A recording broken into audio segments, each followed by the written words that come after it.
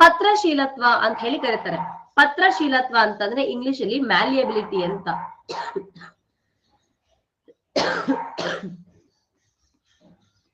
ಪತ್ರಶೀಲತ್ವ ಅಂದ್ರೆ ಏನಂತ ಅರ್ಥ? ಇಂಗ್ಲಿಷ್ ಅಲ್ಲಿ ಮ್ಯಾಲಿಯಬಿಲಿಟಿ ಅಂತ ಅರ್ಥ ಅಲ್ವಾ? ಸರಿ, ಹಾಗಾದ್ರೆ ಮ್ಯಾಲಿಯಬಿಲಿಟಿ ಅಂತ ಅಂದ್ರೆ ಏನು ಅಂತ ಕೇಳಿದ್ದಾರೆ. ಯೋಚನೆ ಮಾಡ್ತೀರಾ?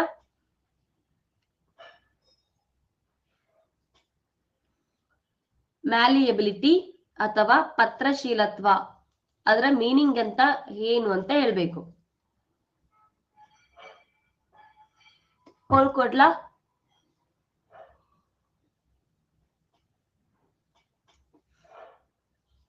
ಓಕೆ, ತಗೊಳ್ಳಿ. ಲೋಹಗಳನ್ನ ಹಾಳೆಯಾಗಿ ಮಾಡದ, ಅಲೋಹಗಳನ್ನ ಹಾಳೆಯಾಗಿ ಮಾಡದ, ಸೊ ಲೋಹಗಳನ್ನ ತಂತಿಯಾಗಿ ಮಾಡೋದ, ಅಲೋಹಗಳನ್ನ ತಂತಿಯಾಗಿ ಮಾಡೋದ, ಇದರಲ್ಲಿ ಡೌಟ್ ಏನಿದೆ? ಪತ್ರ ಅಂದ್ರೆ ಶೀಟ್ ಅಂತ ಅಲ್ವಾ? ಪತ್ರ ಅಂದ್ರೆ ಏನಂತ ಅರ್ಥ? ಶೀಟ್ ಅಂತ ಅರ್ಥ. ಸೊ ಯಾವುದೇ ವಸ್ತುವನ್ನು ಶೀಟ್ ತರ ಮಾಡ್ಬೇಕು ಅಂದ್ರೆ ಅದು ಲೋಹನೇ ಆಗಿರ್ಬೇಕು ಅಲ್ವಾ? ಸೊ ಹಾಗಾದ್ರೆ ಲೋಹಗಳನ್ನ ಹಾಳೆ ರೂಪಕ್ಕೆ ಪರಿವರ್ತಿಸೋದಕ್ಕೆ ನಾವು ಪತ್ರಶೀಲತ್ವ ಅಂತ ಹೇಳಿ ಕರೀತಾರೆ. ಆಯ್ತಾ? ಸರಿ, ಹಾಗಾದ್ರೆ ಇನ್ನೊಂದು ಕುಟ್ಯತೆ ಅಂತ ಒಂದು ವರ್ಡ್ ಇದೆ, ಕೇಳಿದಿರ ಅಂತ ಅನ್ಕೋತೀನಿ. ಆಯ್ತಾ? ಹಾಗಾದ್ರೆ ಕುಟ್ಯತೆ ಅಂತಂದ್ರೆ ಮೀನಿಂಗ್ ಏನು ಅಂತ ಹೇಳ್ಬೇಕು.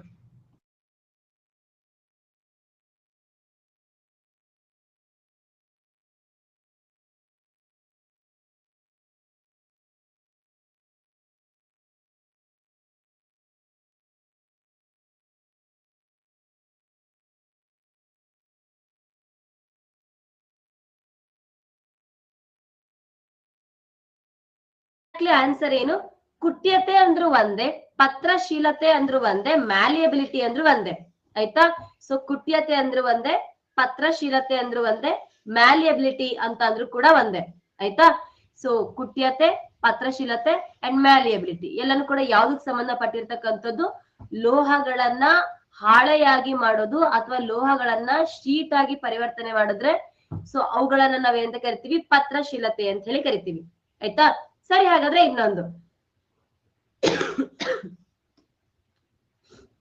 ಡಕ್ಟಿಲಿಟಿ ಅಥವಾ ತಂತುಶೀಲತ್ವ ಅಂತ ಕರೀತಾರೆ. ಕೇಳಿದಿರಾ? ಡಕ್ಟಿಲಿಟಿ ಅಥವಾ ತಂತುಶೀಲತ್ವ ಅಂತ. ಓಕೆ, ಸೊ ಡಕ್ಟಿಲಿಟಿ ಅಥವಾ ತಂತುಶೀಲತ್ವ ಅಂತ ಅಂದ್ರೆ ಏನು ಅಂತ ಹೇಳ್ಬೇಕು.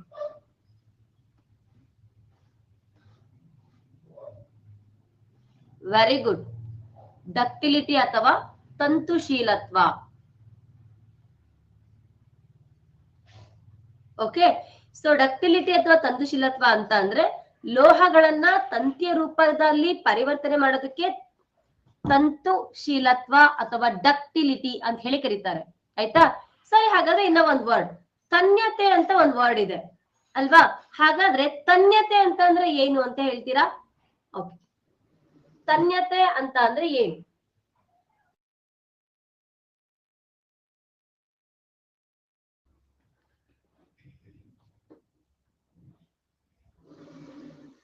S, very good.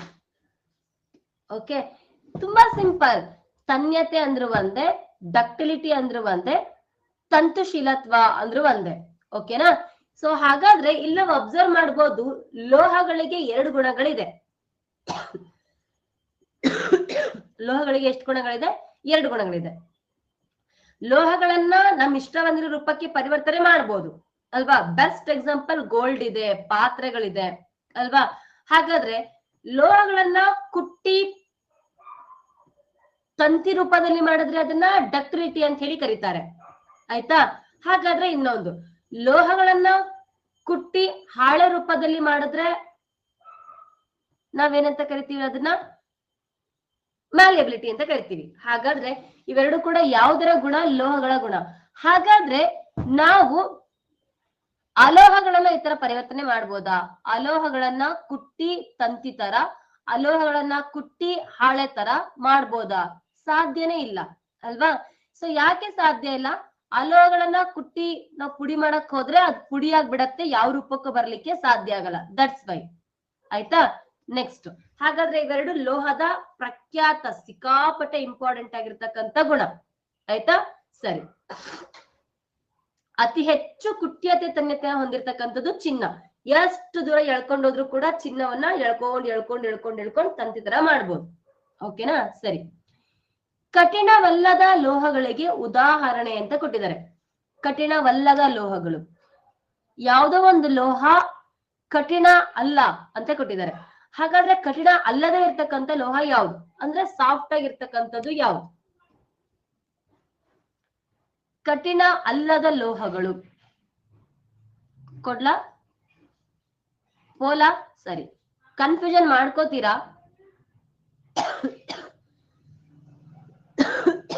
ನಾನು ಹೇಳಿದ್ದೆ ಕನ್ಫ್ಯೂಷನ್ಸ್ ಮಾಡ್ಕೋತೀರಾ ಅಂತ.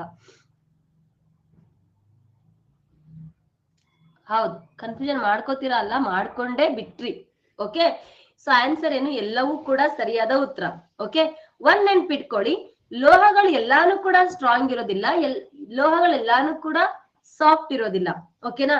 ಸೊ ಹಾಗಾದ್ರೆ ಈಗ ಸೋಡಿಯಂ, ಅಲ್ಯೂಮಿನಿಯಂ ಮತ್ತೆ ಬೆಳ್ಳಿ, ಇವು ಮೂರು ಕೂಡ ಏನಪ್ಪಾ ಅಂತಂದ್ರೆ ಸಾಫ್ಟ್ ಮೆಟಲ್ಸ್. ಇವು ಮೂರನ್ನು ಕೂಡ ಏನಂತ ಕರಿತೀವಿ? ಕಠಿಣ ಅಲ್ಲದ ಅಂತ ಹೇಳಿ ಕರಿತೀವಿ.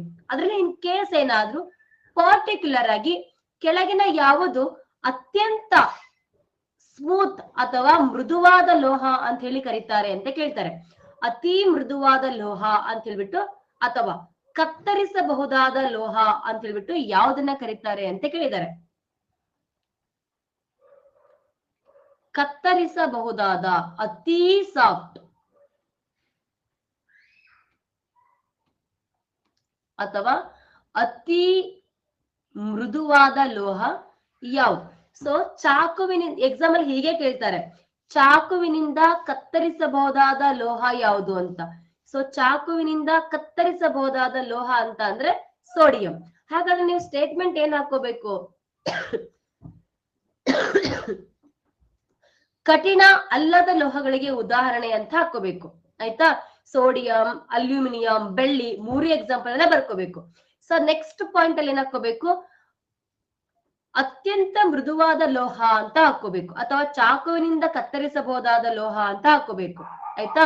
ಸೊ ಚಾಕುವಿನಿಂದ ಕತ್ತರಿಸಬಹುದಾದ ಲೋಹ ಅಂತ ಕೇಳಿದ್ರೆ ಸೋಡಿಯಂ ಆಗಿರತ್ತೆ, ಅಂಡ್ ಇನ್ನೊಂದ್ ಏನಾಗಿರತ್ತಪ್ಪ ಅಂದ್ರೆ ಪೊಟ್ಯಾಷಿಯಂ ಆಗಿರತ್ತೆ. ಒಂದು ಸೋಡಿಯಂ ಆಗಿರತ್ತೆ, ಇನ್ನೊಂದ್ ಏನಾಗಿರತ್ತೆ? ಪೊಟ್ಯಾಷಿಯಂ ಆಗಿರತ್ತೆ. ಓಕೆ, ಹಾಗಾದ್ರೆ ಇನ್ನ ಒಂದ್ ಕ್ವಶನ್ ಕೇಳ್ತೀನಿ, ಸಿಂಪಲ್ ಆಗಿರೋದ್ ಕ್ವಶನ್ ಕೇಳ. ಸರಿ, ಹಾಗಾದ್ರೆ ಕೆಳಗಿನ ಯಾವುದು ಅತ್ಯಂತ ಕ್ರಿಯಾಶೀಲ ಲೋಹವಾಗಿದೆ ಅಥವಾ ಹೆವಿ ರಿಯಾಕ್ಟಿವ್ ಮೆಟಾಲ್ ಅಂತ ಕೇಳ್ತಾರೆ.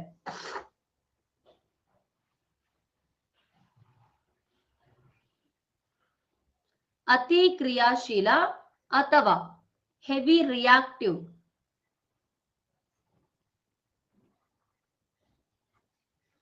ಅತಿ ಕ್ರಿಯಾಶೀಲ ಅಥವಾ ಹೆವಿ ರಿಯಾಕ್ಟಿವ್ ಮೆಟಾಲ್ ಅಂತ ಹೇಳಿ ಕರೀತಾರೆ ಅಲ್ವಾ? ತುಂಬಾ ಸಿಂಪಲ್.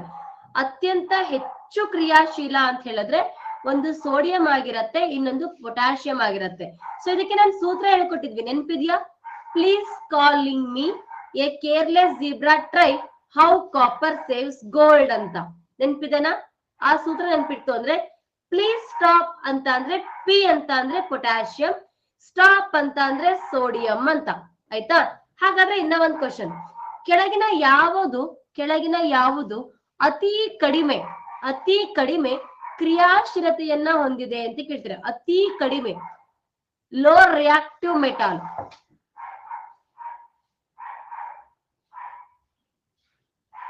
Very good. ಅತಿ ಕಡಿಮೆ ಅಥವಾ low reactive metal. Very good. ಆಯ್ತಾ?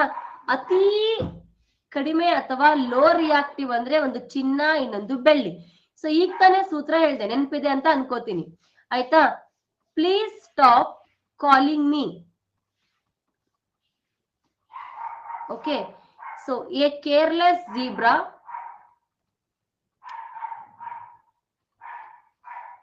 Try how copper saves gold. Try how copper saves gold.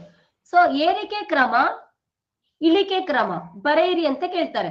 Okay, how copper saves gold. ಆಯ್ತಾ? ಸರಿ. ಸೊ ಇದನ್ನ ಸೂಕ್ಷ್ಮ ನೋಡಿ, ಪ್ಲೀಸ್ ಅಂತ ಅಂದ್ರೆ ಪೊಟ್ಯಾಷಿಯಂ, ಓಕೆ, ಸ್ಟಾಪ್ ಅಂತ ಅಂದ್ರೆ ಸೋಡಿಯಂ, ಆಯ್ತಾ. ಕಾಲ್ ಅಂತ ಅಂದ್ರೆ ಕ್ಯಾಲ್ಸಿಯಂ, ಮಿ ಅಂತ ಅಂದ್ರೆ ಮೆಗ್ನೀಷಿಯಂ, ಎ ಅಂತ ಅಂದ್ರೆ ಅಲ್ಯೂಮಿನಿಯಂ, ಸಿ ಅಂತ ಅಂದ್ರೆ ಕಾರ್ಬನ್, ಆಯ್ತಾ. ಸರಿ, ಜಿ ಅಂತ ಅಂದ್ರೆ ಜಿಂಕ್, ಆಯ್ತಾ. ಸರಿ, ನೆಕ್ಸ್ಟ್ ಟ್ರೈ ಅಂತ ಅಂದ್ರೆ ಟಿನ್ ಅಂದ್ರೆ ತವರ. ಓಕೆ, ಜಿಂಕ್ ಅಂದ್ರೆ ಏನು, ಸತು. ಹೌ ಅಂತ ಅಂದ್ರೆ ಹೈಡ್ರೋಜನ್. ಓಕೆ, ಸೊ ಕಾಪರ್ ಅಂತ ಅಂದ್ರೆ ತಾಮ್ರ ಅಲ್ವಾ. ಸೇಸ್ ಅಂತ ಅಂದ್ರೆ ಸಿಲ್ವರ್. ಗೋಲ್ಡ್ ಅಂತ ಅಂದ್ರೆ ಕಾಮನ್ ಗೋಲ್ಡ್ ಅಲ್ವಾ, ಚಿನ್ನ. ಆಯ್ತಾ. ಹಾಗಾದ್ರೆ ಇಲ್ಲಿ ಅತ್ಯಂತ ಕಡಿಮೆ ರಿಯಾಕ್ಟಿವ್ ಅಂತ ಕೇಳ್ತಾರೆ. ಅತಿ ಕಡಿಮೆ ರಿಯಾಕ್ಟಿವಿಟಿ ಅಂತ ಅಂದ್ರೆ ಚಿನ್ನ, ಅದಕ್ಕೆ ನಾವು ಗೋಲ್ಡ್ ಅನ್ನ ಹಾಕೋತೀವಿ. ಅರ್ಥ ಆಯ್ತಾ. ಸೊ ಇಲ್ಲಿಂದ ಜಾಸ್ತಿ ಬಳಕೆನ ಮಾಡ್ತೀವಿ, ಇದನ್ನ ಬಳಸೋದೇ ಇಲ್ಲ, ಇಲ್ಲಿಂದ ಜಾಸ್ತಿ ಬಳಕೆನ ಮಾಡ್ತೀವಿ ಅಲ್ವಾ. ಗೋಲ್ಡ್ ಉಪಯೋಗಿಸ್ಕೋತೀವಿ, ಸಿಲ್ವರ್ ಉಪಯೋಗಿಸ್ಕೋತೀವಿ, ಕಾಪರ್ ಉಪಯೋಗಿಸ್ಕೋತೀವಿ ಅಲ್ವಾ. ಸೊ ಯಾಕೆ ಕಡಿಮೆ ರಿಯಾಕ್ಟಿವ್ ಉಪಯೋಗಿಸ್ಕೋತೀವಿ ಅಂದ್ರೆ ಅದು ವಾತಾವರಣದ ಜೊತೆಗೆ ತುಂಬಾ ಬೇಗ ರಿಯಾಕ್ಟ್ ಆಗೋದಿಲ್ಲ ಅನ್ನೋ ಕಾರಣಕ್ಕೋಸ್ಕರ ಅಲ್ವಾ. ಹಾಗಾದ್ರೆ ಇವುಗಳನ್ನ ಯಾಕೆ ಉಪಯೋಗಿಸೋದಿಲ್ಲ, ತುಂಬಾ ಬೇಗ ವಾತಾವರಣದ ಆಮ್ಲಜನಕದ ಜೊತೆಗೆ ರಿಯಾಕ್ಟ್ ಆಗುತ್ತೆ ಅನ್ನೋ ಕಾರಣಕ್ಕೋಸ್ಕರ ಇವನ್ನ ನಾವು ಏನ್ ಮಾಡೋದಿಲ್ಲ. ಹೆವಿ ರಿಯಾಕ್ಟಿವ್, ಅತಿ ಹೆಚ್ಚು ಕ್ರಿಯಾಶೀಲ. ಓಕೆ, ಸೊ ಇದು ಅತಿ ಕಡಿಮೆ ಕ್ರಿಯಾಶೀಲ, ಅತ್ಯಂತ ಕಡಿಮೆ ಕ್ರಿಯಾಶೀಲ. ಹೆಚ್ಚು ಕ್ರಿಯಾಶೀಲ, ಕಡಿಮೆ ಕ್ರಿಯಾಶೀಲ. ಏರಿಕೆ ಕ್ರಮದಲ್ಲಿ ಬರೆಯಿರಿ, ಇಳಿಕೆ ಕ್ರಮದಲ್ಲಿ ಬರೆಯಿರಿ ಅಂತ ಕೇಳ್ಬೋದು. ಅರ್ಥ ಆಯ್ತಾ. ಸೊ ಅಂಡ್ ಇನ್ನೊಂದು, ಅತಿ ಹೆಚ್ಚು ತನ್ಯತೆ ಗುಣವನ್ನ ಕುಟ್ಯತೆ ಗುಣವನ್ನ ಹೊಂದಿರೋದು ಇವೆ, ಅತಿ ಕಡಿಮೆ ಕುಟ್ಯ ಮತ್ತೆ ತನ್ಯತೆ ಗುಣ ಹೊಂದಿರೋದು ಇವೆ. ಆಯ್ತಾ. ಸೊ ಹಾಗಾದ್ರೆ ಇದು ಒಂದೇ ಸೂತ್ರದಲ್ಲಿ ನಾವು ಏನ್ ತಿಳ್ಕೊಬಹುದು, ಎರಡೆರಡು ಇಲ್ಲ ಮೂರ್ ಕಾನ್ಸೆಪ್ಟ್ ಅನ್ನ ತಿಳ್ಕೊಬಹುದು. ಅರ್ಥ ಆಗ್ತಿದೆನಾ. Please stop calling me a careless zebra try how copper saves gold. ಅರ್ಥ ಆಗ್ತಿದೆ ಅಲ್ಲ, ಗೊತ್ತಾಗ್ತಿದೆ ಅಲ್ಲ. ಸರಿ, ಇಷ್ಟು ಕ್ಲಿಯರ್ ಆಗಿದೆ ಅಂತ ಅನ್ಕೋತೀನಿ. ಆಯ್ತಾ. ಓಕೆ, ಇದು ಸ್ವಲ್ಪ ಕ್ಲಿಯರ್. ಓವರ್. ಸೊ ಹಾಗಾದ್ರೆ ಈ ಕ್ವಶನ್ ಅಲ್ಲಿ ನಿಮಗೆ ಏನು ಡೌಟ್ಸ್ ಗಳಿಲ್ಲ. ಓವರ್. ನೆಕ್ಸ್ಟ್, ಕೆಳಗಿನ ಯಾವ ಲೋಹಗಳು ಹೊಳಪನ್ನ ಹೊಂದಿಲ್ಲ ಅಂತ ಕೇಳಿದ್ದಾರೆ. ಓಕೆ, ಕೆಳಗಿನ ಯಾವುದು ಹೊಳಪನ್ನು ಹೊಂದಿಲ್ಲ. ಸೊ ಹೊಳಪು ಅನ್ನೋದು ಲೋಹಗಳ ಕ್ಯಾರೆಕ್ಟರ್, ಲುಸ್ಟ್ರಸ್ ಕ್ಯಾರೆಕ್ಟರ್ ಅಂತ ಹೇಳಿ ಕರಿತೀವಿ. ಲೋಹಗಳಿಗೆ ಇನ್ನೊಂದು ಗುಣ ಇದೆ, ಯಾವ ಗುಣ, ಲುಸ್ಟ್ರಸ್ ಕ್ಯಾರೆಕ್ಟರ್ ಅಥವಾ ಹೊಳಪನ್ನ ಹೊಂದಿರುವಂತ ಗುಣ. ಓಕೆನಾ. ಹಾಗಾದ್ರೆ ಯಾವುದೋ ಒಂದು ಲುಸ್ಟ್ರಸ್ ಕ್ಯಾರೆಕ್ಟರ್ ಅಥವಾ ಹೊಳಪನ್ನ ಹೊಂದಿಲ್ಲ, ಹಾಗಾದ್ರೆ ಅದು ಯಾವುದು ಅಂತ ಕೇಳ್ಬೇಕು. ಪ್ರೇಮ ಕೊಡ್ಲಾ, ಪೋಲ್ ಕೊಡ್ಲಾ, ತಗೊಳ್ಳಿ. ಲುಸ್ಟ್ರಸ್ ಕ್ಯಾರೆಕ್ಟರ್ ಅಥವಾ ಹೊಳಪನ್ನ ಹೊಂದಿಲ್ಲದೆ ಇರುವಂತಹ ಗುಣ ಅಂತ ಕೇಳಿದ್ದಾರೆ. Very good.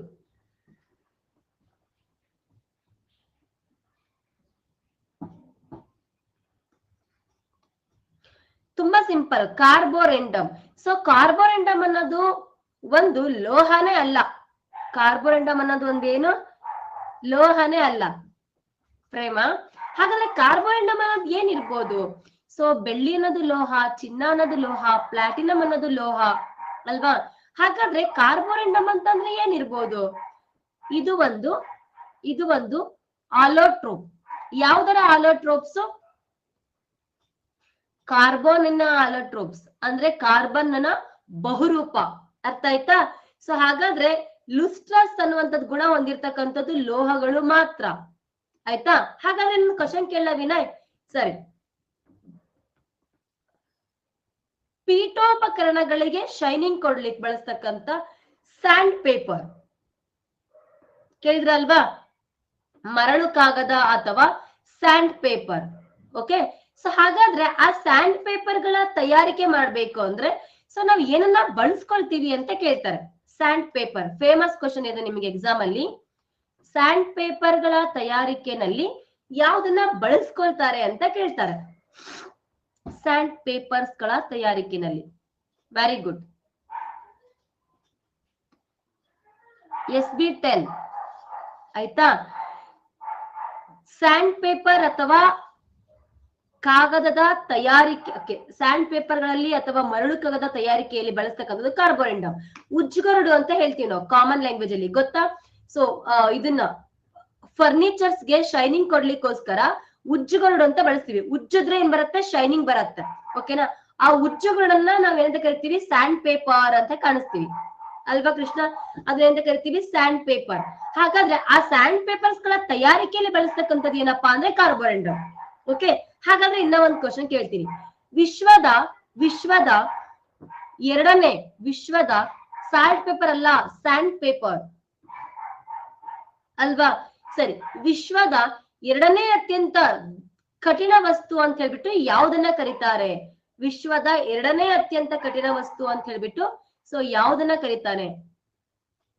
Very good, very good. ಯಾವ್ದನ್ನ ಕರೀತಾರೆ ಎರಡನೇ ಅತ್ಯಂತ ಕಠಿಣ ವಸ್ತು ಅಂತ ಹೇಳ್ಬಿಟ್ಟು?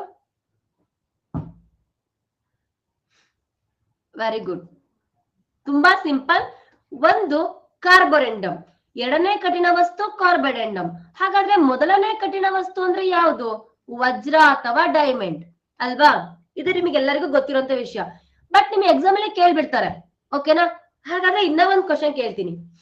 ಸಿಲಿಕಾನ್ ಕಾರ್ಬೈಡ್ ಎಂಬುದು ಪ್ರತಿಯೊಂದನ್ನು ನೋಟ್ ಮಾಡ್ಕೊಳ್ಳಿ.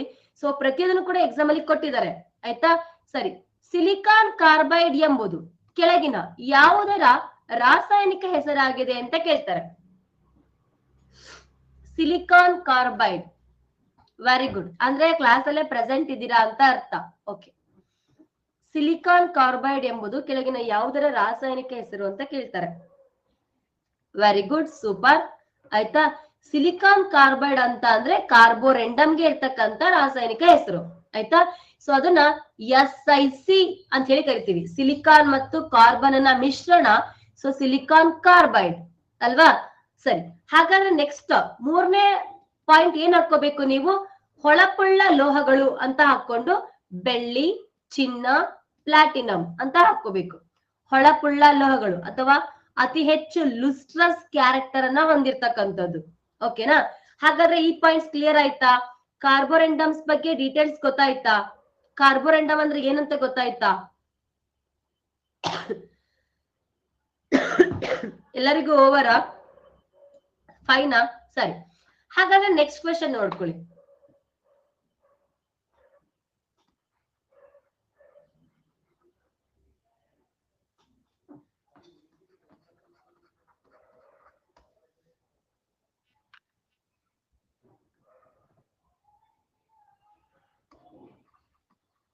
ಈ ಕ್ವಶನ್ ಹಾಕೊಳ್ಳಿ, ಆಯ್ತಾ? Second hardest carborundum. ಓಕೆ, ಸರಿ. ಸೊ ರೂಮ್ ಟೆಂಪರೇಚರ್ ಅಲ್ಲಿ ಲಿಕ್ವಿಡ್ ಆಗಿರ್ತಕ್ಕಂಥ ಲೋಹ ಯಾವುದು? ಅಥವಾ ಸೊ ಕೊಠಡಿಯ ಉಷ್ಣತೆಯಲ್ಲಿ ದ್ರವ ರೂಪದಲ್ಲಿ ಕಂಡು ಬರ್ತಕ್ಕಂಥ ಲೋಹ ಯಾವುದು? ಲಿಕ್ವಿಡ್ ಮೆಟಾಲ್ಸ್ ಅಂತ ಹೇಳಿ ಕರಿತೀವಿ. Liquid metals. Which of the following is considered as a liquid metal at a room temperature? ಕೊಡ್ಲಾ ಪೋಲ್?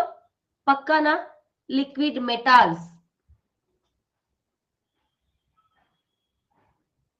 Very good. ನಾ ಕ್ವಶನ್ ಕೇಳೋ ರೀತಿಲೇ ಗೊತ್ತಾಗ್ಬೇಕು ನಿಮಗೆ. ಕನ್ಫ್ಯೂಷನ್ ಯಾಕ್ರಿ? ಕನ್ಫ್ಯೂಷನ್ ಯಾಕೆ? ಎಷ್ಟು ಈಸಿ ಕ್ವಶನ್ ಅಲ್ವಾ? ಸೊ ನೀವೇನ್ ಅನ್ಕೊಂಡ್ರ? ಬರೀ ಪಾದರಸ ಅಂತ ಅನ್ಕೋತೀರಾ. ಸೊ ಮರ್ಕ್ಯೂರಿ ಒಂದೇ ಅಲ್ಲ, ಒಂದ್ ನೆನ್ಪಿಟ್ಕೊಳ್ಳಿ, ಆಯ್ತಾ? ಸೊ ಮರ್ಕ್ಯೂರಿ ಒಂದೇ ಅಲ್ಲ, ಗ್ಯಾಲಿಯಂ ಕೂಡ liquid metal at a room temperature ಅಲ್ವಾ? So liquid metal at room temperature. ಅಥವಾ ಸೊ ಕೊಠಡಿಯ ಉಷ್ಣತೆಯಲ್ಲಿ ದ್ರವ ರೂಪದಲ್ಲಿ ಇರ್ತಕ್ಕಂಥ ಲೋಹಗಳು ಯಾವುದು ಅಂತ ಕೇಳ್ತಾರೆ. ಸೊ ದ್ರವ ರೂಪದಲ್ಲಿ ಇರ್ತಕ್ಕಂಥ ಲೋಹ ಪಾದರಸ ಮತ್ತೆ ಗ್ಯಾಲಿಯಂ. ಆಯ್ತಾ? ಸರಿ, ಹಾಗಾದ್ರೆ ಇನ್ನೊಂದು ಲಿಕ್ವಿಡ್ ನಾನ್ ಮೆಟಾಲ್ ಅಂತ ಕೇಳ್ತಾರೆ. ಲಿಕ್ವಿಡ್ ನಾನ್ ಮೆಟಾಲ್ ಕೊಠಡಿಯ ಉಷ್ಣತೆಯಲ್ಲಿ ಅಥವಾ ರೂಮ್ ಟೆಂಪರೇಚರ್ ಅಲ್ಲಿ ಯಾವ ಅಲೋಹ ದ್ರವ ರೂಪದಲ್ಲಿ ಇರತ್ತೆ ಅಂತ ಕೇಳ್ತಾರೆ.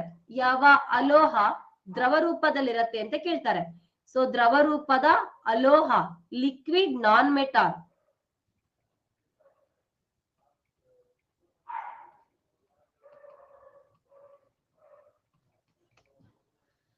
Very good, super.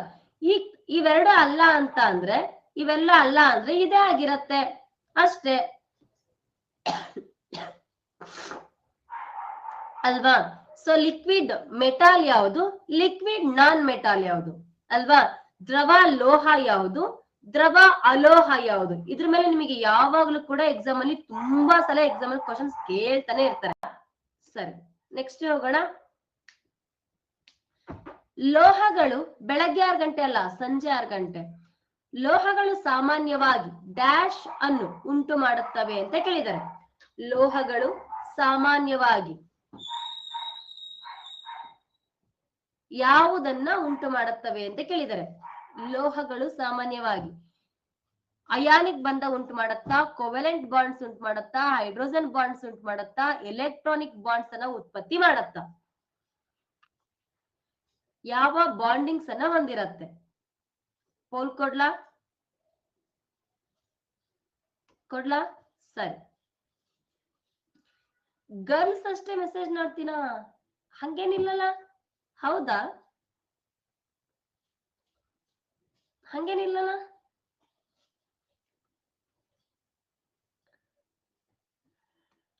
ಹುಡುಗಿರಿಗೆ ಹಂಗ ಅನಿಸ್ಬೇಕು, ಮೇಡಮ್ ನಮ್ ಮೆಸೇಜ್ ಮಾತ್ರ ಓಡ್ತಾರೆ ಅಂತ. ನಂಗೇನ್ ಮಾಡಿಲ್ಲಲ್ಲ, ಹುಡುಗಿರಿಗೆ ಹಂಗ ಅನ್ಸಿದ್ಯಾ? ಇಲ್ಲಲ್ಲ. ಓಕೆ, ಸೊ ಆನ್ಸರ್ ಏನು? ಅಯಾನಿಕ್ ಬಾಂಡ್ಸ್ ಅಲ್ವಾ? ಸೊ ಲೋಹಗಳು ಯಾವಾಗ್ಲೂ ಕೂಡ ಯಾವ ಬಂಧವನ್ನ ಹೊಂದಿರತ್ತೆ? ಅಯಾನಿಕ್ ಬಾಂಡ್ಸ್ ಅನ್ನ ಹೊಂದಿರತ್ತೆ ಅಲ್ವಾ? ಯಾವ ಬಾಂಡ್ಸ್ ಅನ್ನ ಹೊಂದಿರತ್ತೆ? Ionic bonds. ಓಕೆ, ಸರಿ. ಹಾಗಾದ್ರೆ ಅಯಾನಿಕ್ ಬಾಂಡ್ ಅಂತ ಅಂದ್ರೆ ಏನು? ತುಂಬಾ ಸಿಂಪಲ್ ಅಲ್ವಾ? So Na+ Cl- charges change ಆಯ್ತು. ಇದನ್ನ ನಾವು ಹೇಳುದು ಅಯಾನ್ಸ್ ಗಳ ಬಂಧ. ಏನಂತ ಕರಿತೀವಿ ನಾವು ಅದನ್ನ? ಅಯಾನ್ಸ್ ಗಳ ಬಂಧ. Okay, next. ಹಾಗಾದ್ರೆ ಇನ್ನ ಒಂದು ಕ್ವಶನ್ ಕೇಳ್ತೀನಿ, ಆಯ್ತಾ? ಈಗ ನೈಟ್ರೋಜನಸ್ ಬೇಸಸ್ ಅಂತ ಹೇಳಿ ಕರಿತೀವಿ ಅಲ್ವಾ? ಸೊ DNA ಒಳಗಡೆ ನೈಟ್ರೋಜನಸ್ ಬೇಸಸ್ ಅಂತ ಹೇಳಿ ಕರಿತೀವಿ, ನೈಟ್ರೋಜನ್ ಕ್ಷಾರಗಳು ಅಂತ. ಆಯ್ತಾ? ನೈಟ್ರೋಜನ್ ಕ್ಷಾರ ಅಥವಾ ನೈಟ್ರೋಜನಸ್ ಬೇಸಸ್ ಅಂತ ಅಂದ್ರೆ ಅದನ್ನ ಯಾವ ರೀತಿಯ ಬಂಧ ಅಂತ ಹೇಳಿ ಕರಿತೀವಿ? ಸೊ ನೈಟ್ರೋಜನ್ಸ್ ಗಳ ಒಳಗಡೆ ಅಥವಾ ನೈಟ್ರೋಜನ್ ಕ್ಷಾರದ ಒಳಗಡೆ ಈಗ AgCT ಅಂತ ಹೇಳಿ ಕರಿತೀವಿ ಅಲ್ವಾ? AgCT ಅಂತ ಹೇಳಿ ಕರಿತೀವಿ. ಇವುಗಳ ಮಧ್ಯೆ ಬಾಂಡಿಂಗ್ಸ್ ಇರತ್ತೆ ಅಲ್ವಾ? ಹಾಗಾದ್ರೆ ಇದನ್ನ ಕೂಡ ಇಂಪಾರ್ಟೆಂಟ್ ಅಂತ ಹಾಕೊಳ್ಳಿ, ಒಂದು ಎಕ್ಸಾಮ್ ಅಲ್ಲಿ ಕೇಳಿದ್ದಾರೆ. ಹಾಗಾದ್ರೆ ಇವುಗಳ ಮಧ್ಯೆ ಉಂಟಾಗ್ತಕ್ಕಂಥ ಬಾಂಡಿಂಗ್ ಅನ್ನ ನಾವು ಎಂತ ಬಾಂಡ್, ಎಂತ ಬಂಧ ಅಂತ ಹೇಳಿ ಕರಿತೀವಿ?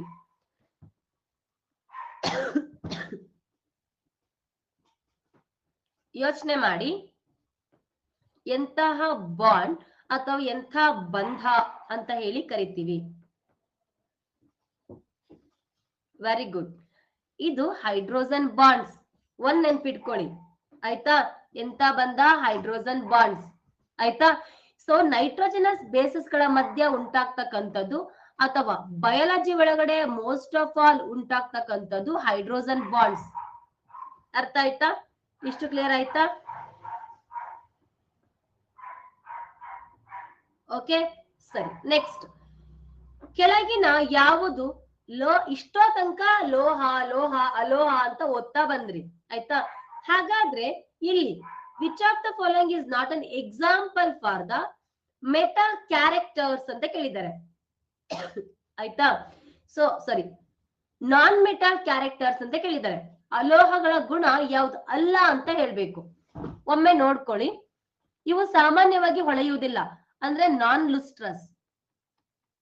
ಸಾಮಾನ್ಯವಾಗಿ ಹೊಳೆಯುವುದಿಲ್ಲ ಅಂದ್ರೆ ನಾನ್ ಲುಸ್ಟ್ರಸ್ ಕ್ಯಾರೆಕ್ಟರ್ ಆಯ್ತಾ? ಸೊ ಸಾಮಾನ್ಯವಾಗಿ ಉಷ್ಣ ವಾಹಕವಾಗಿವೆ ಅಂತ ಕೇಳಿದ್ದಾರೆ. So good conductor of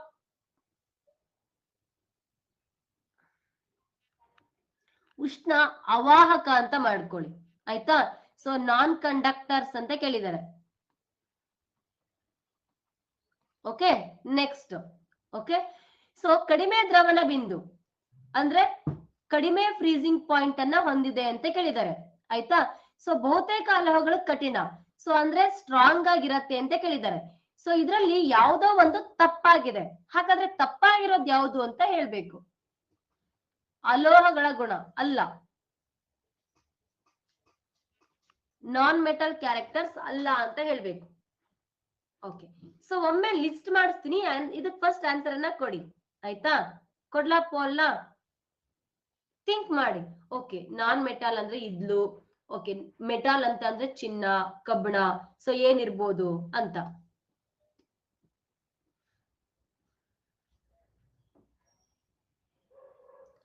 %42. ನಾವೊಂದು ಎಕ್ಸಾಂಪಲ್ ಕೊಟ್ಟೆ, ಎಕ್ಸಾಂಪಲ್ ಕೊಟ್ಮೇಲೆ ರಾಂಗ್ ಮಾಡ್ತಿರಲ್ಲ.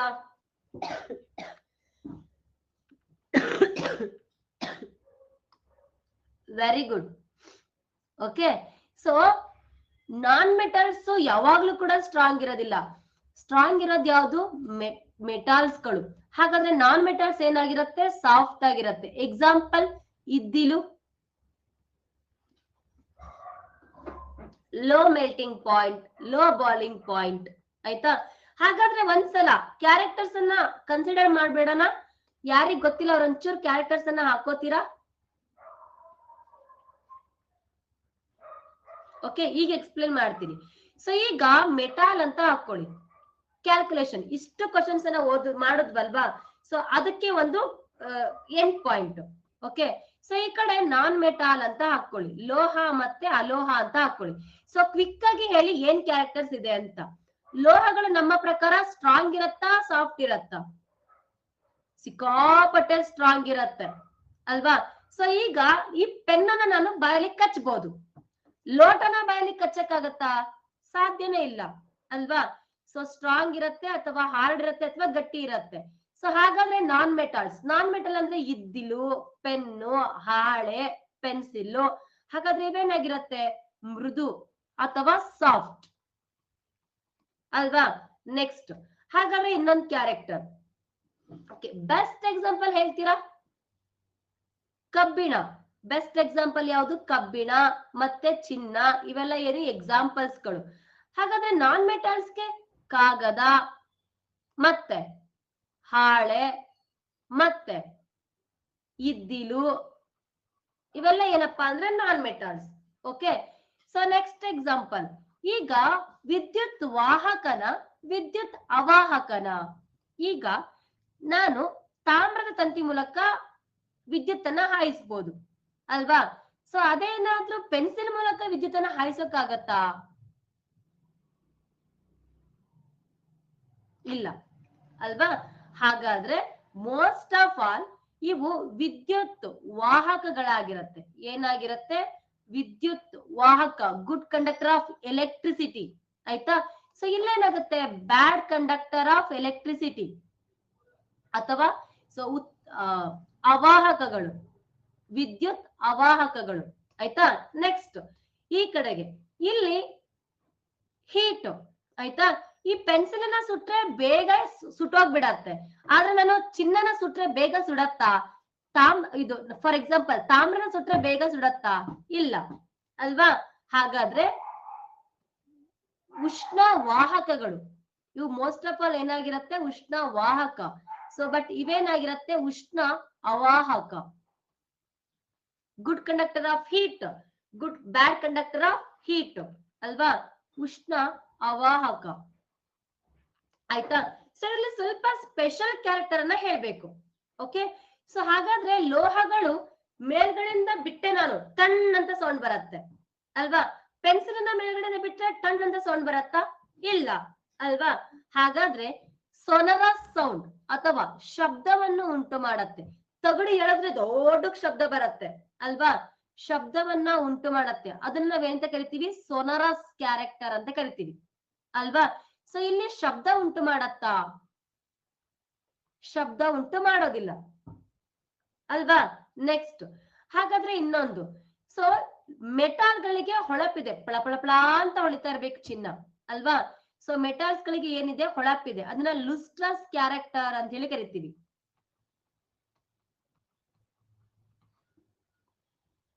ಅಲ್ವಾ. ಸರಿ, ಹಾಗಾದ್ರೆ ಇಲ್ಲಿ ಇವು ಹೊಳಪನ್ನ ಹೊಂದಿಲ್ಲ.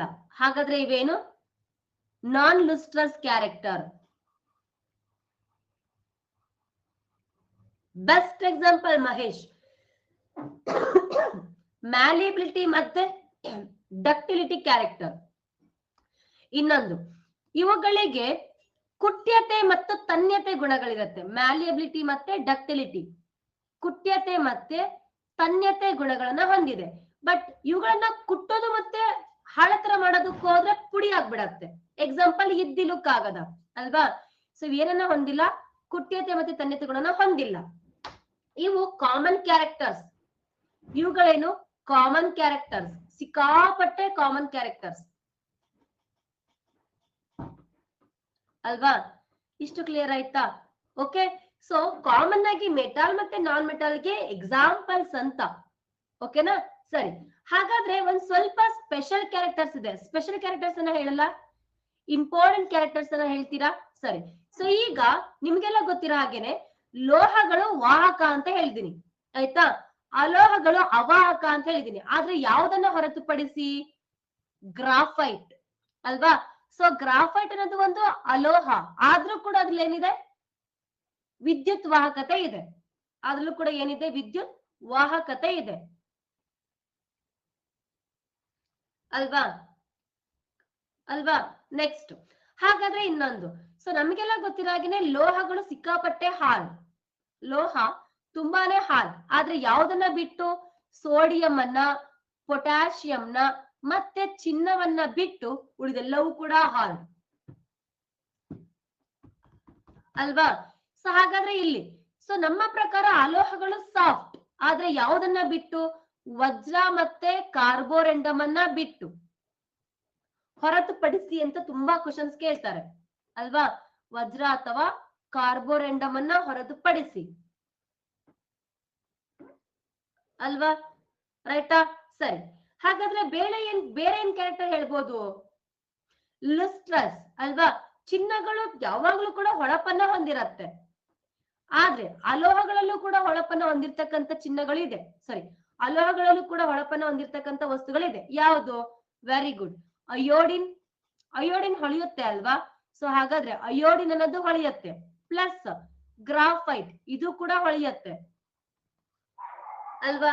ಇವೇನಪ್ಪಾ ಅಂದ್ರೆ ಸ್ಪೆಷಲ್ ಕ್ಯಾರೆಕ್ಟರ್ಸ್ಗಳು ಅಲ್ವಾ. ಇವೆಲ್ಲ ಏನು? ಸ್ಪೆಷಲ್ ಕ್ಯಾರೆಕ್ಟರ್ಸ್ಗಳು. ವಜ್ರ ಅದು ಕೂಡ ಹೊಳಪನ್ನ ಹೊಂದಿದೆ. ಸೊ ಇವನ್ನ ನಾವು ಸ್ಪೆಷಲ್ ಕ್ಯಾರೆಕ್ಟರ್ಸ್ ಅಂತ ಹೇಳಿ ಕರಿತೀವಿ. ಇದ್ರಲ್ಲಿ ಏನಾದ್ರು ಡೌಟ್ಸ್ ಇದೆಯಾ? ಏನಾದ್ರೂ ಡೌಟ್ ಗಳಿದ್ಯಾ? ಇಲ್ಲ.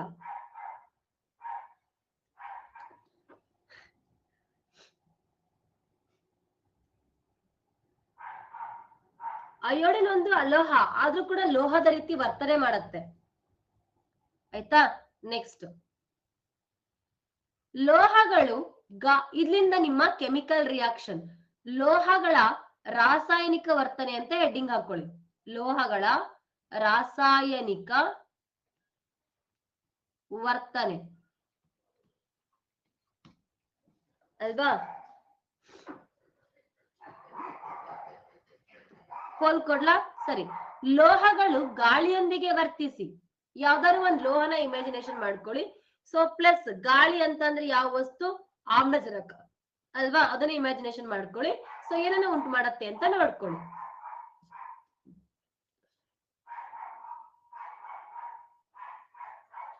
ಲೋಹಗಳು ಗಾಳಿ, ಜಸ್ಟ್ ಗಾಳಿ.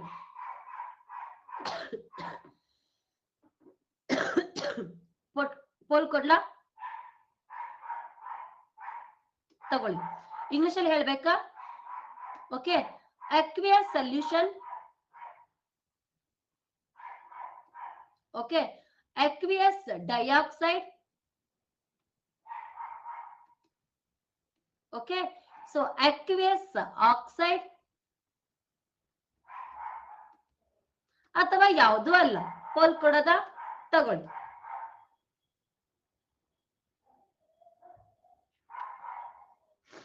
ಬೆಸ್ಟ್ ಎಕ್ಸಾಂಪಲ್ ನಮ್ ಕಬ್ಬಿಣ ನೆನೆಸ್ಕೊಂಡ್ರೆ ಸಾಕು. ಕಬ್ಬಿಣ ಗಾಳಿಯೊಂದಿಗೆ ವರ್ತಿಸಿ, ಗಾಳಿ ವಿಚ್ ಮೀನ್ಸ್ ತೇವಾಂಶ ಅಲ್ವಾ. ಸೊ ಯಾವುದರ ಜೊತೆಗೆ ಏನನ್ನ ಉತ್ಪತ್ತಿ ಮಾಡತ್ತೆ?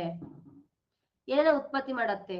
ಕಬ್ಬಿಣದ ಜಲೀಯ ಆಕ್ಸೈಡ್ ಅಥವಾ ಫೆರ್ರಿಕ್ ಆಕ್ಸೈಡ್ ಏನನ್ನ ಉತ್ಪತ್ತಿ ಮಾಡತ್ತೆ? ಫೆರ್ರಿಕ್ ಆಕ್ಸೈಡ್, ಆಯ್ತಾ. ಸೊ ಈ ಫೆರ್ರಿಕ್ ಅಂತ ಅಂದ್ರೆ ಜಲೀಯ ಅಂತ ಅರ್ಥ. ಓಕೆನಾ? ಹಂಗಾಗಿ ಜಲೀಯ ಆಕ್ಸೈಡ್ ಗಳನ್ನ ಉತ್ಪತ್ತಿ ಮಾಡತ್ತೆ. ಬೆಸ್ಟ್ ಎಕ್ಸಾಂಪಲ್ ಏನು? ನಮ್ಮ ಕಬ್ಬಿಣ ಗಾಳಿಯಲ್ಲಿ ಇರ್ತಕ್ಕಂತ ತೇವಾಂಶದ ಜೊತೆಗೆ ಹೆಚ್ಚಿಸಿ ಫೆರ್ರಿಕ್ ಆಕ್ಸೈಡ್ ಅನ್ನ ಉತ್ಪತ್ತಿ ಮಾಡತ್ತೆ. ಹಾಗಾದ್ರೆ ಈ ಒಂದು ಫೆರ್ರಿಕ್ ಆಕ್ಸೈಡ್ ನ ಈಗ ತೇವಾಂಶದ ಜೊತೆಗೆ ಯಾವುದೇ ಲೋಹ ವರ್ತಿಸಿದಾಗ ತೂಕ ಜಾಸ್ತಿ ಆಗುತ್ತಾ ಕಡಿಮೆ ಆಗತ್ತಾ? ತೂಕ ಹೆಚ್ಚಾಗತ್ತೆ. ಏನಾಗುತ್ತೆ? ತೂಕ ಹೆಚ್ಚಾಗತ್ತೆ. ಯಾಕೆ ತೂಕ ಹೆಚ್ಚಾಗತ್ತೆ? ಅಲ್ಲಿ ತುಕ್ಕು ಶೇಖರಣೆ ಆಗಿರತ್ತೆ. ಯಾಕೆ ಜಾಸ್ತಿ ಆಗತ್ತೆ? ಅಲ್ಲಿ ಏನಾಗಿರತ್ತೆ? ತುಕ್ಕು ಶೇಖರಣೆ ಆಗಿರತ್ತೆ ಅಲ್ವಾ? ಸರಿ, ಯಾವಾಗ್ಲೂ ಕೂಡ ಜಾಸ್ತಿನೇ ಇರತ್ತಾ? ಯಾವಾಗ್ಲೂ ಕೂಡ ಜಾಸ್ತಿನೇ ಇರತ್ತಾ? ಇಲ್ಲ. ಸೊ ಏನಾಗುತ್ತೆ? ಸೊ ಬಿಸಿಲು ಬಿದ್ದಾಗೆ ನಿಧಾನವಾಗಿ ಸೊ ಆ ತುಕ್ಕು ಒಣಗ್ತಾ ಬರತ್ತೆ. ಅದೇನಾಗುತ್ತೆ? ತುಕ್ಕು ಒಣಗ್ತಾ ಬರತ್ತೆ. ಆಯ್ತಾ? ಸೊ ಒಣಗ್ತಾ ಬರುತ್ತೆ ಅಂತಂದ್ರೆ ವೆಯ್ಟ್ ಲಾಸ್ ಆಗುತ್ತಾ ಗೈನ್ ಆಗುತ್ತಾ? ಆಬ್ವಿಯಸ್ಲಿ ವೆಯ್ಟ್ ಲಾಸ್ ಆಗುತ್ತೆ ಅಲ್ವಾ? ಸೊ ಸಡನ್ ಆಗಿ ಜಾಸ್ತಿ ಆಗಿ ಆಮೇಲೆ ನಿಧಾನವಾಗಿ ಕಡಿಮೆ ಆಗುತ್ತೆ. ಆಯ್ತಾ? ಸೊ ಯಾಕೆ ಜಾಸ್ತಿ ಆಗಿರುತ್ತೆ? ಅದ್ರ ಜೊತೆಗೆ ತೇವಾಂಶ ಇರುತ್ತೆ, ಅದಕ್ಕೆ ಜಾಸ್ತಿ ಆಗತ್ತೆ. ಆಯ್ತಾ? ಸೊ ಯಾವಾಗ ಬಿಸಿಲು ಬೀಳಕ್ಕೆ ಸ್ಟಾರ್ಟ್ ಆಗುತ್ತೋ ಅಥವಾ ಗಾಳಿ ಅದನ್ನ ಹೀರ್ಕೊಳ್ಳಿಕ್ಕೆ ಸ್ಟಾರ್ಟ್ ಆಗುತ್ತೋ ಆಗ ಕಡಿಮೆ ಆಗುತ್ತೆ. ತುಂಬಾ ಎಕ್ಸಾಮ್ ಅಲ್ಲಿ ಕೇಳಿದ್ದಾರೆ ಏನ್ ರಿಯಾಕ್ಷನ್ಸ್ ಆಗತ್ತೆ ಅಂತ. ಆಯ್ತಾ? ಸೊ ಒಂದು ಹೆಚ್ಚಾಗುತ್ತೆ ಅಂತ ಕೊಡ್ಬೋದು ಅವರು. ಓಕೆ, ಸೊ ಹೆಚ್ಚಾಗುತ್ತೆ ಅಂತ ಕೊಟ್ರೆ ರೈಟ್ ಆನ್ಸರ್. ಅಥವಾ ಆಪ್ಷನ್ಸ್ ಗಳು ಡಬಲ್ ಕೊಟ್ಬಿಟ್ರು. ಹೆಚ್ಚಾಗಿ ಕಡಿಮೆ ಆಗುತ್ತೆ, ಕಡಿಮೆಯಾಗಿ ಹೆಚ್ಚಾಗುತ್ತೆ, ಹೆಚ್ಚಾಗಿಯೇ ಇರುತ್ತೆ, ಸೊ ಕಡಿಮೆಯಾಗಿಯೇ ಇರುತ್ತೆ ಅಂತ ಕೊಡ್ತಾರೆ. ಏನಂತ ಆನ್ಸರ್ ಬರ್ತೀಯಾ? ಸೊ ಮೊದಲು ಹೆಚ್ಚಾಗಿ ನಂತರ ಕಡಿಮೆಯಾಗತ್ತೆ, ಇನ್ಕ್ರೀಸ್ ಆಗಿ ನಂತರ ಡಿಕ್ರೀಸ್ ಆಗತ್ತೆ. ಯಾಕೆ? ತೇವಾಂಶ ಗಾಳಿ ಜೊತೆಗೆ ಎಲ್ಲ ರಿಯಾಕ್ಟ್ ಆಗಿ ಹೀರ್ಕೊಂಡ್ಬಿಡತ್ತೆ. ಅರ್ಥ ಆಗ್ತದೇನಾ? ಇವೆಲ್ಲ ನಿಮ್ಮ ಅಪ್ಲೈಡ್ ಕ್ವಶನ್ಸ್ ಗಳು. A to Z ಬರ್ಕೊಳ್ಳಿ. A to Z ಬರ್ಕೊಳ್ಳಿ. ಓಕೆನಾ? ಕ್ಲಿಯರ್ ಆಯ್ತಾ? ಸರಿ, ತುಕ್ಕನ್ನ ತಡಿಬೇಕು ಅಂದ್ರೆ ಏನ್ ಮಾಡ್ಬೇಕು ಇವಾಗ? ಈ ತರ ಆಗ್ಬಾರ್ದಪ್ಪ, ಗಾಳಿ ಜೊತೆಗೆ ರಿಯಾಕ್ಟ್ ಆಗ್ಬಾರ್ದಪ್ಪ. ಏನ್ ಮಾಡ್ಬೇಕು ನಾನು ಇವಾಗ? ಎಸ್, ಒಂದು ಪೇಂಟ್ ಮಾಡ್ಬೇಕು ಅಥವಾ ಇನ್ನೊಂದು ಗ್ಯಾಲ್ವನೈಸೇಷನ್. ಇದು ನಿಮ್ಮ ಫೇಮಸ್ ಕ್ವಶನ್. ಇದನ್ನ ಗ್ಯಾಲ್ವನೀಕರಣ ಅಥವಾ ಗ್ಯಾಲ್ವನೈಸೇಷನ್ ಅಂತ ಹೇಳಿ ಕರೀತಾರೆ. ಗ್ಯಾಲ್ವನೀಕರಣ ಅಥವಾ ಗ್ಯಾಲ್ವನೈಸೇಷನ್. ಹಾಗಂದ್ರೆ ಏನು? ಸತುವಿನ ಲೇಪನ ಮಾಡೋದು. ಸತುವಿನ ಲೇಪನ ಮಾಡಿದ್ರೆ ಫುಲ್ ಶೈನಿಂಗ್ ಆಗತ್ತೆ. ಸೊ ಆಗ ಈಸಿಯಾಗಿ ಏನ್ ಮಾಡೋದಿಲ್ಲ, ರಿಯಾಕ್ಟ್ ಆಗೋದಿಲ್ಲ. ಓಕೆ, ಇನ್ನೊಂದು ಬೆಸ್ಟ್ ಎಕ್ಸಾಂಪಲ್ ಏನಪ್ಪಾ ಅಂದ್ರೆ GI ಕೊಳವೆಗಳು. ಆಯ್ತಾ? ಸೊ ಒಂದನೇದು ಸೊಲ್ಯೂಷನ್, ಎರಡನೇದು ಸೊಲ್ಯೂಷನ್, ಮೂರನೇದು ಸೊಲ್ಯೂಷನ್ ಏನು? ಕ್ರೋಮಿಯಂ ಅಯಾನು ಲೇಪನ. ಆಯ್ತಾ? ಸೊ ಇನ್ನೊಂದೇನು? ಕ್ರೋಮಿಯಂ ಅಯಾನ್ಸ್ ಗಳನ್ನ ಮೇಲ್ಗಡೆ ಲೇಪನ ಮಾಡಿದ್ರೆ ಮುಗೀತು.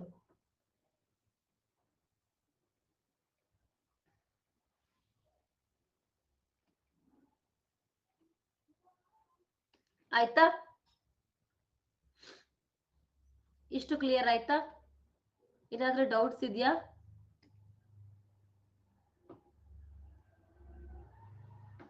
ಯಾರಿಗ್ ಕೊಡ್ತಿದ್ದೀರಾ ಇಷ್ಟಕ್ಕೊಂದು ದುಡ್ಡನ್ನ? ಗ್ಯಾಲ್ವನೈಸೇಷನ್ ಅಂತ ಅಂದ್ರೆ ಕನ್ನಡದಲ್ಲಿ ಗ್ಯಾಲ್ವನೀಕರಣ ಅಂತ ಹೇಳಿ ಕರೀತಾರೆ.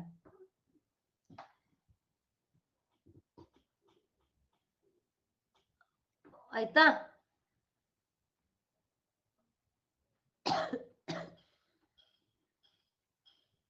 ಪ್ರವೃತ್ತಿಯನ್ನ ಹೊಂದಿದೆ ಅಂತ ಕೇಳಿದ್ದಾರೆ. ಲೋಹಗಳು ಯಾವ ಪ್ರವೃತ್ತಿಯನ್ನ ಹೊಂದಿದೆ ಅಂದ್ರೆ ಯಾವ ಕ್ಯಾರೆಕ್ಟರ್ಸ್ ಅನ್ನ ಹೊಂದಿದೆ. ಸೊ ಲೋಹಗಳು ಕೊಡೋ ಕ್ಯಾರೆಕ್ಟರ್ಸ್ ಹೊಂದಿರತ್ತಾ, ತಗೊಳ್ಳೋ ಕ್ಯಾರೆಕ್ಟರ್ಸ್ ಹೊಂದಿರತ್ತಾ? ಕೊಡೋದಾದ್ರೆ ಯಾವ್ದನ್ನ ಕೊಡುತ್ತೆ? ಎಲೆಕ್ಟ್ರಾನ್ಸ್ ಅನ್ನ ಕೊಡತ್ತಾ, ಪ್ರೋಟಾನ್ಸ್ ಅನ್ನ ಕೊಡತ್ತಾ? ಸೊ ತಗೊಳ್ಳೋದಾದ್ರೆ ಯಾವ್ದನ್ನ ತಗೊಳುತ್ತೆ? ಓಕೆ, ಸೊ ಎಲ್ಲ ಹೇಳ್ತೀನಿ, ಡೋಂಟ್ ವರಿ. ಆಯ್ತಾ? ನ್ಯೂಟ್ರನ್ಸ್ ಅನ್ನ ತಗೊಳುತ್ತಾ, ಪ್ರೋಟಾನ್ಸ್ ಅನ್ನ ತಗೊಳುತ್ತಾ ಅನ್ನೋದು ಕ್ವಶನ್. ಲೋಹಗಳಿಗೆ ಯಾವ ಪ್ರವೃತ್ತಿ ಹೊಂದಿದೆ ಅಂತ ಹೇಳಿದ್ದಾರೆ.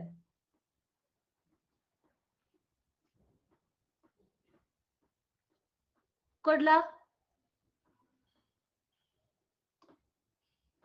ಪೋಲ್ ಕೊಡದ? ಪಕ್ಕನ? ಶೋರ? ತಗೊಳ್ಳಿ. ಎಲೆಕ್ಟ್ರಾನ್ ಡೋನಾರ, ಎಲೆಕ್ಟ್ರಾನ್ ರಿಸೀವರ, ನ್ಯೂಟ್ರಾನ್ ಡೋನಾರ, ಸೊ ನ್ಯೂಟ್ರಾನ್ ರಿಸೀವರ. ಇವೆಲ್ಲ ಎಕ್ಸಾಮ್ ಅಲ್ಲಿ ಮೋಸ್ಟ್ ರಿಪೀಟೆಡ್ ಕ್ವೆಶನ್ಸ್, ತುಂಬಾ ಸಲ ರಿಪೀಟ್ ಆಗಿರ್ತಕ್ಕಂಥ ಕ್ವೆಶನ್ಸ್. Very good.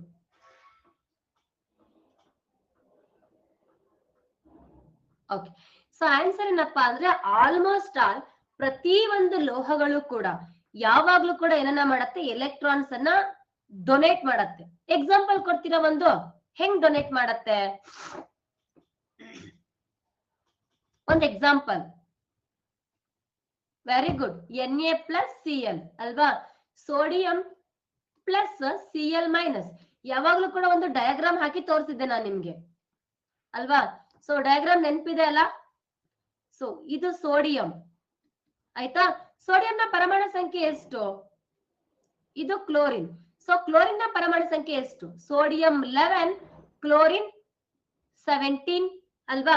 ಹಾಗಾದ್ರೆ ಕವಚಗಳ ಸಂಖ್ಯೆ ಎಷ್ಟು? K-L-M-N ಅಲ್ವಾ. ಸೊ ಆಟಮ್ಸ್ ಮತ್ತೆ ಮಾಲಿಕ್ಯೂಲ್ಸ್, ಅಣು ಮತ್ತು ಪರಮಾಣು ಪಾಠ ಮಾಡಿದೀವಲ್ವಾ. ಓಕೆ, ಸೊ ಕೆ ನಲ್ಲಿ ಎಷ್ಟಿರ್ಬೇಕು? 2. ಎಲ್ ಅಲ್ಲಿ ಎಷ್ಟಿರ್ಬೇಕು? 8. ಎಂ ಅಲ್ಲಿ ಎಷ್ಟು ಎಲೆಕ್ಟ್ರಾನ್ಸ್ ಇರ್ಬೇಕು? 8. ಎನ್ ಅಲ್ಲಿ ಎಷ್ಟಿರ್ಬೇಕು? 32 ಅಲ್ವಾ. ಸೊ ಹಾಗಾದ್ರೆ ಈಗ ಕಂಪ್ಲೀಟ್ ಮಾಡೋದಾ? ಓಕೆ, ಸೊ ನೋಡ್ಕೊಳ್ರಿ. ಮೊದಲನೇ ಕವಚ, ಎರಡನೇ ಕವಚ ಅಲ್ವಾ. ಹಾಗಾದ್ರೆ ಮೊದಲನೇ ಕವಚದಲ್ಲಿ ಎಷ್ಟು ಎಲೆಕ್ಟ್ರಾನ್ಸ್ ಇರ್ಬೇಕು ಅಂತ ಹೇಳಿದ್ರೆ 2 ಎಲೆಕ್ಟ್ರಾನ್ಸ್. 2 ಎಲೆಕ್ಟ್ರಾನ್ಸ್ ಇದೆ. ಎರಡನೇ ಕವಚದಲ್ಲಿ ಎಷ್ಟಿರ್ಬೇಕು ಅಂತ ಹೇಳಿದ್ರೆ ಎಲ್ ಅಲ್ಲಿ 8. 1 2 3 4 5 6 7 8. ಸೊ ಹಾಗಾದ್ರೆ 2 + 8 = 10. ಹಾಗಾದ್ರೆ ಇನ್ನ ಒಂದು ಕವಚ ಹಾಕ್ಬೇಕು. ಎಷ್ಟು ಉಳ್ಕೊಳ್ತು? 1. ಎಷ್ಟು ಉಳ್ಕೊಳ್ತು? 1 ಅಲ್ವಾ. ಹಾಗಾದ್ರೆ ಸೊ ಹೊರ ಕವಚದಲ್ಲಿ ಉಳ್ಕೊಂಡಿರ್ತಕ್ಕಂಥ ಸಂಖ್ಯೆ ಎಷ್ಟು? +1. ಹೊರ ಕವಚದಲ್ಲಿ ಉಳ್ಕೊಂಡಿರ್ತಕ್ಕ ಸಂಖ್ಯೆ ಎಷ್ಟು? 1. ಹಾಗಾದ್ರೆ ಹೊರ ಕವಚದಲ್ಲಿ ಉಳ್ಕೊಂಡಿರ್ತಕ್ಕಂಥ ಎಲೆಕ್ಟ್ರಾನ್ ಅನ್ನ ನಾವು ಎಂತ ಎಲೆಕ್ಟ್ರಾನ್ ಅಂತ ಕರಿತೀವಿ? ಇದನ್ನು ಕೂಡ ಎಕ್ಸಾಮ್ ಕೇಳಿದರೆ. ಸೊ ಪರಮಾಣುವಿನ ಹೊರ ಕವಚದಲ್ಲಿ ಉಳಿದುಕೊಂಡಿರುವಂತಹ ಎಲೆಕ್ಟ್ರಾನ್ ಅನ್ನ ಎಂತಹ ಎಲೆಕ್ಟ್ರಾನ್ ಅಂತ ಕರಿತೀವಿ? ಫ್ರೀ ಎಲೆಕ್ಟ್ರಾನ್ ಅಥವಾ ವೇಲೆನ್ಸಿ ಎಲೆಕ್ಟ್ರಾನ್. ಏನಂತ ಕರಿತೀವಿ? ಫ್ರೀ ಎಲೆಕ್ಟ್ರಾನ್ಸ್ ಅಥವಾ ವೇಲೆನ್ಸಿ ಎಲೆಕ್ಟ್ರಾನ್ಸ್, ಮುಕ್ತ ಎಲೆಕ್ಟ್ರಾನ್ಗಳು ಅಂತ ಹೇಳಿ ಕರೀತಾರೆ ಆಯ್ತಾ. ಹಾಗಾದ್ರೆ ಈ ಕಡೆಗೆ ಬನ್ನಿ. ಸೆಕೆಂಡ್, ಥರ್ಡ್ ಆಯ್ತಾ. ಎಷ್ಟಿರ್ಬೇಕು ಇಲ್ಲಿ? 2. ಓಕೆ, ಇಲ್ಲೆಷ್ಟಿರ್ಬೇಕು? 8. ಓಕೆ, 2 + 8 = 10 ಆಯ್ತು. ಈಗ ಎಷ್ಟು ಉಳ್ಕೊಂಡಿದೆ? 7 ಆಯ್ತಾ. ನಾನಿಲ್ಲಿ ಎಷ್ಟು ತುಂಬಬೇಕು? 8. ಆದ್ರೆ ತುಂಬಕ್ಕಾಗತ್ತಾ? ಇಲ್ಲ. 1 2 3 4 5 6 7. ಹಾಗಾದ್ರೆ ಇಲ್ಲಿ ಹೊರ ಕವಚದಲ್ಲಿ ಉಳ್ಕೊಂಡಿರ್ತಕ್ಕಂಥ ಎಲೆಕ್ಟ್ರಾನ್ಗಳ ಸಂಖ್ಯೆ ಎಷ್ಟು? 7 ಅಲ್ವಾ. ಎಷ್ಟು? 7. ಹಾಗಾದ್ರೆ ಸೊ ಈಗ ಒಂದ್ ಇಟ್ಕೊಂಡು ಏನ್ ಮಾಡ್ಲಪ್ಪ, ನೀನ ತಗೊಂಡ್ಬಿಡು, ನೀನ ಜೋಡಿ ಆಗ್ಬಿಡು ಅಂತ ಹೇಳಿ ಈ ಒಂದು ಎಲೆಕ್ಟ್ರಾನ್ಸ್ ಅನ್ನ ಈ ಕಡೆ ಕೊಟ್ಬಿಡತ್ತೆ. ಒಂದ್ ಎಲೆಕ್ಟ್ರಾನ್ಸ್ ಅನ್ನ ಏನ್ ಮಾಡತ್ತೆ? ಈ ಕಡೆಗೆ ಕೊಟ್ಬಿಡತ್ತೆ. ನಾನು ನಿಮ್ಗೆ ಪ್ಲಸ್ ಅಲ್ಲಿ ಆರಾಮ್ಸೆ ಹೇಳ್ತೀನಿ, ತಲೆ ಕೆಡ್ಸ್ಕೋಬೇಡಿ ಆಯ್ತಾ. ಈ ಎಲೆಕ್ಟ್ರಾನ್ಸ್ ಅನ್ನ ಏನ್ ಮಾಡತ್ತೆ? ಈ ಕಡೆಗೆ ಕೊಟ್ಬಿಡತ್ತೆ. ಹಾಗಾದ್ರೆ ಸೊ ಹೊರ ಕವಚದಲ್ಲಿ ಇರ್ತಕ್ಕಂಥ ಎಲೆಕ್ಟ್ರಾನ್ ಏನ್ ಕೆಲಸ ಮಾಡತ್ತೆ ಅಂತ ಹೇಳಿದ್ರೆ, ಓಕೆ, ಏನ್ ಕೆಲಸ ಮಾಡತ್ತಪ್ಪ ಅಂದ್ರೆ ರಾಸಾಯನಿಕ ಕ್ರಿಯೆಗೆ ಪಾಲ್ಗೊಳ್ಳುವಂತ ಎಲೆಕ್ಟ್ರಾನ್ ಯಾವುದು ಅಂತ ಕೇಳ್ತಾರೆ. ಸೊ ದಟ್ ಈಸ್ ಹೊರ ಕವಚದಲ್ಲಿ ಉಳ್ಕೊಂಡಿರ್ತಕ್ಕಂಥ ಎಲೆಕ್ಟ್ರಾನ್ಸ್ ಆಯ್ತಾ. ಕ್ಲಿಯರಾ? ಹಾಗಾದ್ರೆ ಸೋಡಿಯಂ ಅನ್ನೋದು ಯಾವ ಚಾರ್ಜ್ ಹೊಂದಿದೆ? ಪ್ಲಸ್. Cl ಅನ್ನೋದು ಯಾವ ಚಾರ್ಜ್ ಹೊಂದಿದೆ? ಮೈನಸ್ ಅಲ್ವಾ. ಹಾಗಾದ್ರೆ ಕೊಡ್ತಾ ಇರೋರು ಯಾರು? ಪಾಸಿಟಿವ್ ಇರುವಂತವ್ರು ಅಂದ್ರೆ ಲೋಹ ಅಲ್ವಾ. ತಗೊಳ್ತಾ ಇರೋರು ಯಾರು? ನೆಗೆಟಿವ್ ಚಾರ್ಜ್ ಹೊಂದಿರತಕ್ಕಂಥವ್ರು ಅಂದ್ರೆ ಅಲೋಹ ಅಲ್ವಾ. ಸೊ ಹಾಗಾದ್ರೆ ಲೋಹಗಳು ಯಾವಾಗ್ಲೂ ಕೂಡ ಡೊನೇಟ್ ಮಾಡ್ತಕ್ಕಂಥ ಗುಣಗಳನ್ನ ಹೊಂದಿರುತ್ತೆ ಅಲ್ವಾ. ಹಾಗಾದ್ರೆ ಅಲೋಹಗಳು ಯಾವಾಗ್ಲೂ ಕೂಡ ರಿಸೀವ್ ಮಾಡ್ತಕ್ಕಂಥ ಗುಣವನ್ನ ಹೊಂದಿರುತ್ತೆ. ಇದು ಒಂದು ಎಕ್ಸಾಂಪಲ್ ಅಷ್ಟೇ. ಎಲೆಕ್ಟ್ರಾನ್ಸ್ಗಳು ಡೋನರ್ಸ್ ಆಗಿರ್ತಾರೆ, ಸಾರಿ ಮೆಟಾಲ್ಸ್ ಡೋನರ್ಸ್ ಆಗಿರ್ತಾರೆ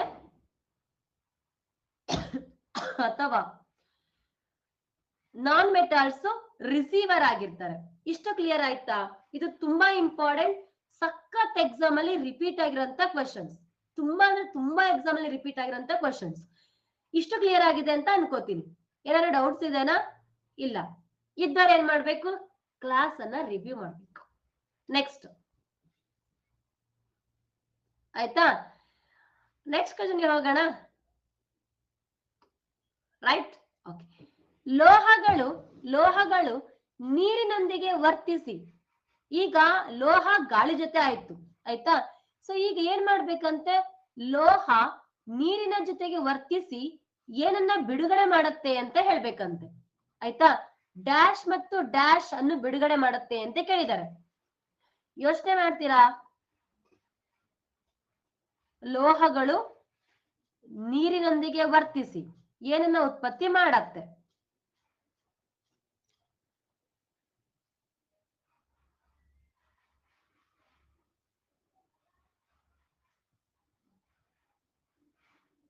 ಕೊಡ್ಲಾ ಪೋಲ್? ಪಕ್ಕನಾ? ಶೋರಾ? ಓಕೆ, ಕೊಡ್ತೀನಿ ನೋಡಿ. ಆಮ್ಲಜನಕ ಅಂದ್ರೆ ಆಕ್ಸಿಜನ್, ಜಲಜನಕ ಅಂತಂದ್ರೆ ಹೈಡ್ರೋಜನ್. Very good.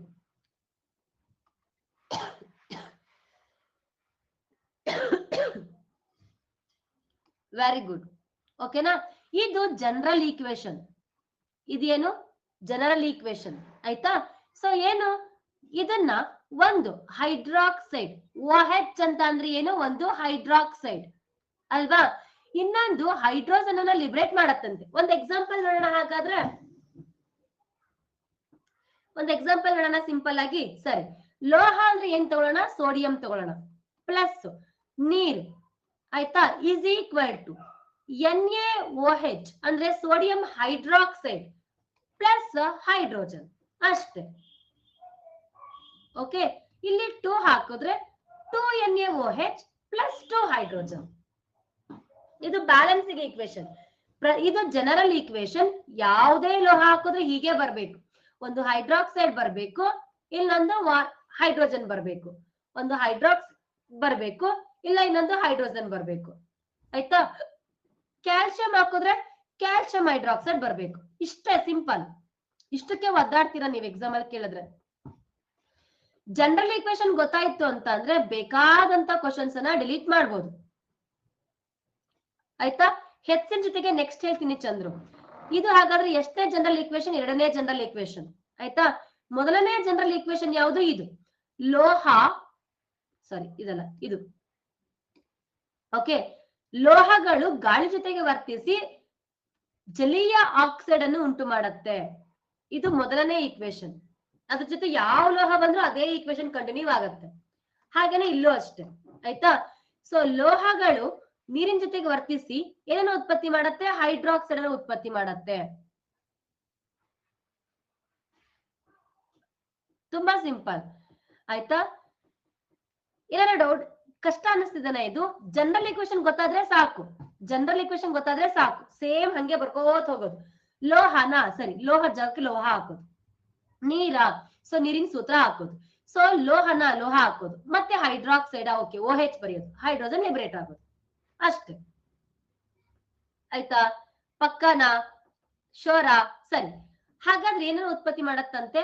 ಹೈಡ್ರಾಕ್ಸೈಡ್ ಮತ್ತು ಜಲಜನಕ.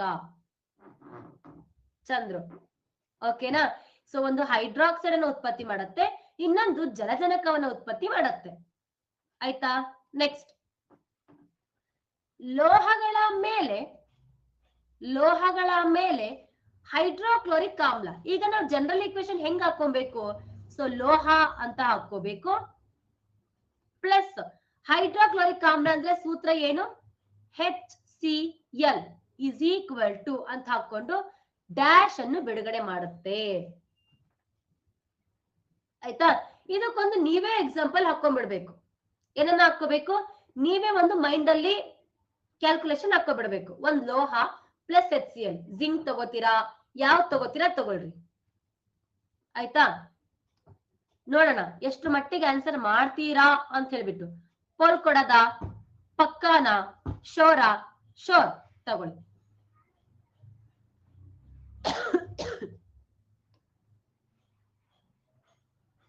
ಕೊಡ್ಲಾ? ತಗೊಳ್ಳಿ, ಏನಾದ್ರೂ ಹಾಕೊಳ್ಳಿ. ಜಿಂಕ್ ಹಾಕೊಳ್ಳಿ, ಎಕ್ಸಾಂಪಲ್.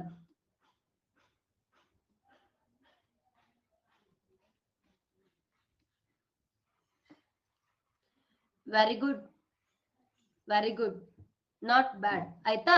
ಸೊ ಈಗ ನೀವು ಯೋಚನೆ ಮಾಡಿ, ಲೋಹದ ಜೊತೆಗೆ ಹೈಡ್ರೋಕ್ಲೋರಿಕ್ ಆಮ್ಲ ಉತ್ಪತ್ತಿ ಆದ್ರೆ, ಐ ಮೀನ್ ರಿಯಾಕ್ಷನ್ ಹೊಂದಿದ್ರೆ, ಸೊ ಲೋಹದ ಕ್ಲೋರೈಡ್, ಇಲ್ಲಿ ಕ್ಲೋರಿನ್, ಹೈಡ್ರೋಕ್ಲೋರಿಕ್ ಅಂತ ಹೇಳಿದ್ವಿ. ಸೊ ಲೋಹಗಳ ಸಾರಿ ಕ್ಲೋರಿನ್ ಯಾವಾಗಲೂ ಕೂಡ ರೈಟ್ ಸೈಡ್ ಗೆ ಬಂದಾಗ ಕ್ಲೋರೈಡ್ ಆಗತ್ತೆ, ಅಂದ್ರೆ ಲೋಹದ ಕ್ಲೋರೈಡ್ ಉತ್ಪತ್ತಿ ಆಗತ್ತೆ. ಅದು ಯಾವ ಲೋಹನಾದ್ರೂ ಆಗಿರ್ಲಿ. ಆಯ್ತಾ? ಪ್ಲಸ್ ಒಂದು ಹೈಡ್ರೋಜನ್ ಅಣು ಉತ್ಪತ್ತಿ ಆಗತ್ತೆ ಅಲ್ವಾ? ರೈಟ್. ಹಾಗಾದ್ರೆ ಇನ್ನೊಂದು, ಇದು ಜನರಲ್ ಈಕ್ವೇಶನ್. ಇದೇ ತರ ಮುಂದಕ್ಕೆ ಹಾಕೊಂತ ಹೋದ್ರೆ ಮುಗೀತು. ಹಾಗಾದ್ರೆ ಲೋಹ ಅಂದ್ರೆ ಯಾವುದು? Zn. ಲೋಹ ಅಂದ್ರೆ Zn, ಕ್ಲೋರೈಡ್. ಆಯ್ತಾ? ಸೊ ಹಾಗಾದ್ರೆ ಈಗ ಯಾರು ಇನ್ಕ್ಲೂಡ್ ಆಗ್ಬೇಕಂದ್ರೆ Cl. ಹಾಗಾದ್ರೆ ಬರೀ Cl ಬರಿಬೇಕಾ ನಾವು? ಇಲ್ಲ. ಕ್ಲೋರಿನ್ ಅಂತ ಅಂದ್ರೆ ಬರೀ Cl, ಕ್ಲೋರೈಡ್ ಅಂದ್ರೆ Cl2 ಅಲ್ವಾ? ಹಾಗಾದ್ರೆ Cl2 ಪ್ಲಸ್ ಹೈಡ್ರೋಜನ್. ಹಾಗಾದ್ರೆ ಬ್ಯಾಲೆನ್ಸ್ ಆಗಿದೆನಾ ಈಕ್ವೇಶನ್? ಇಲ್ಲ. ಏನ್ ಮಾಡ್ಬೇಕು ಇವಾಗ? 2Na plus 2HCl. ಈಗ ಬ್ಯಾಲೆನ್ಸ್ ಆಯ್ತಾ? ಈಗ ಬ್ಯಾಲೆನ್ಸ್ ಆಯ್ತಾ? ಇಷ್ಟೇ ಸಿಂಪಲ್, ಇಷ್ಟೇ ಸಿಂಪಲ್.